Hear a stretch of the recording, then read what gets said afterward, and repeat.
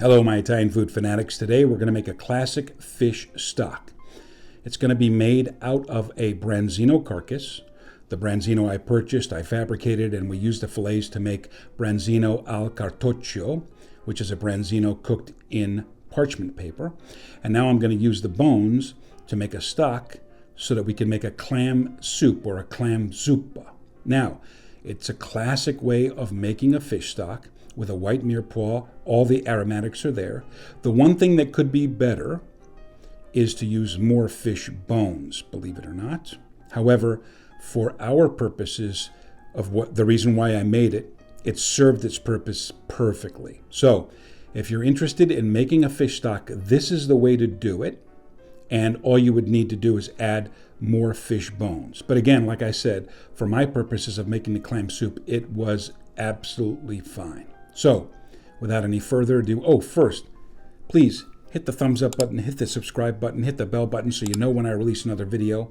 Leave a comment down below and share with your friends if you are so inclined. All right, let's not waste any more time. This is very, very simple and easy, and a reason why you should always keep your fish bones if you can get them, or buy fish whole so that you can fabricate it yourself, or have the fishmonger fabricate the fish for you and give you the bones so that you can make stock, which can be frozen and used 6 months, 8 months, a year later as well. So it's very well worth doing it if you are into the culinary arts and want to have something super soigné and taste the way it really should, rather than buying something out of a jar or a can or one of these oblong stock containers that they sell everything in. This is the classic way to do it. All right, let's not waste any more time. Let's get in there and make this fish stock.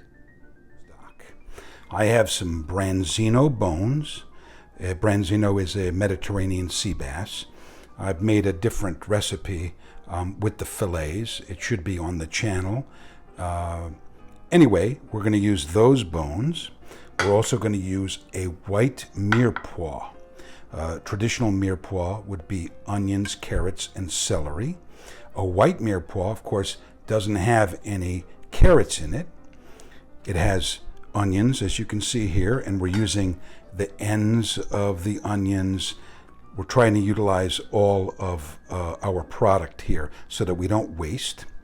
We have a piece of celery, a celery stick. I have some leeks here that I've used. I have a parsnip, and then some white button mushrooms that I've purchased on sale. Now you can tell they're not exactly perfect, but that's all right. For our stock, that's going to be just fine. In fact, everything here, other than the parsnip, which I went and purchased specifically, has all been utilized in some other way, and we are going to fully utilize the product. But these, since I did buy them on sale, I'm going to cut the stems off, especially the bottoms here, clean them up, and then we'll use them. And then for our aromatics, I have parsley stems, I have some thyme, I have 1 fresh bay leaf, and about 5 peppercorns. Now, you might not think that that's going to add a lot, but it certainly will. Now, what I have to do here is peel and chop up the parsnip, as well as wash and fabricate the rest of our vegetables, and we'll get to the stove. All right, just to show you what I've done here, I've chopped up the mushrooms, these white button mushrooms. Normally we're going to use the stems or the trimmings and things like that, but in this case, like I said, I got them on sale. They're not perfect, but they're going to be excellent for stock. We have our parsnip here, we have our leek, we have our celery, our onions, and we are now ready to go onto the stove, first with our branzino bones, and then later on with our vegetables and aromatics, and I'll explain everything when we get to the stove. Okay, we're on the stove. I've taken a sauce pot, the one that I normally use. I've put the fish inside and I've covered it. In fact, I've gone a little bit over what I should normally do, but this will eventually end up being reduced down. We have cold water on top of our branzino bones. I'll turn on the heat, and we're going to let this come to a boil. We're going to skim off any scum that comes onto it, reduce it to a simmer, and add our vegetables and aromatics. And I'll be back when we are going to do that. All right, you'll notice that our branzino has come up to a simmer. We're going to turn the heat down and skim all of these impurities off of the top of the stock. All right, I'm just using a regular spoon just because I want to show you that it doesn't matter. You don't need special equipment to do this, although in the kitchen there is such a tool known as a skimmer, which is used specifically for skimming soups and stocks, more stocks than soups. So let me get this cleaned up and I will come back and we'll add our vegetables and aromatics. All right, that's cleaned up pretty good. Not perfectly, but you'll never get it perfect. You can see it's simmering away. It should actually be a little bit lower. We're going to add in our aromatics and our vegetables. That's our vegetables. In fact, with our mushrooms, that will finish our vegetables, and of course, our aromatics. Okay, I'm going to press those down into the stock, being careful not to agitate it too much, just like this.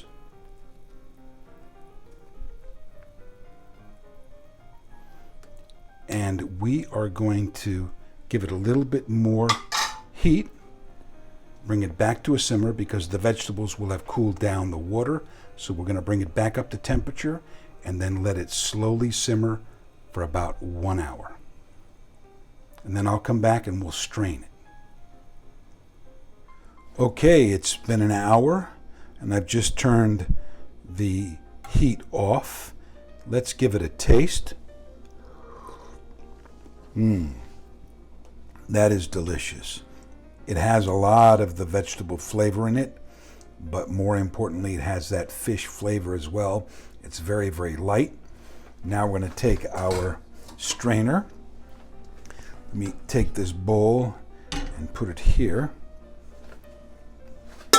And we're going to strain our stock into this bowl.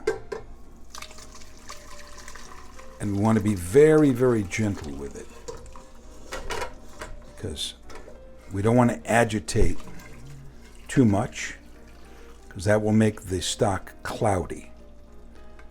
And we don't want a cloudy stock. So if we were to just let it slowly drip down, and we're not going to press on those solids like they do in a lot of different places.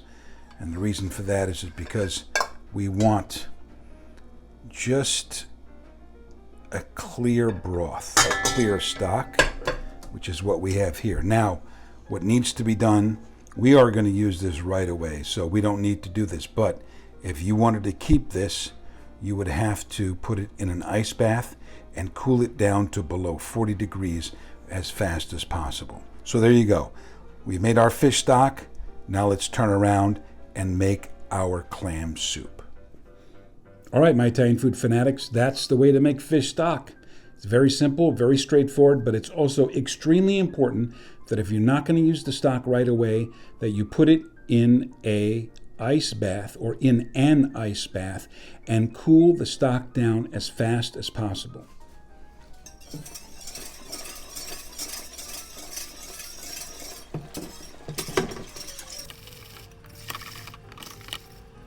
You saw me put it in the sink with all of the ice cubes, and it's also in a stainless steel bowl. If you mix it around for just 3 to 5 minutes, it will cool it down substantially in a very short period of time. But it's essential that you do that with all stocks and get them out of the danger zone, below 40 degrees Fahrenheit as fast as possible, or keep them above 140 degrees. So that's your danger zone, between 40 and 140. Putting in an ice bath, putting the stock in an ice bath in this instance, is the way to do it. It doesn't take much time at all, and you will be safe doing it that way. All right? We don't want to get sick, and we don't want to make anybody else sick either. All right.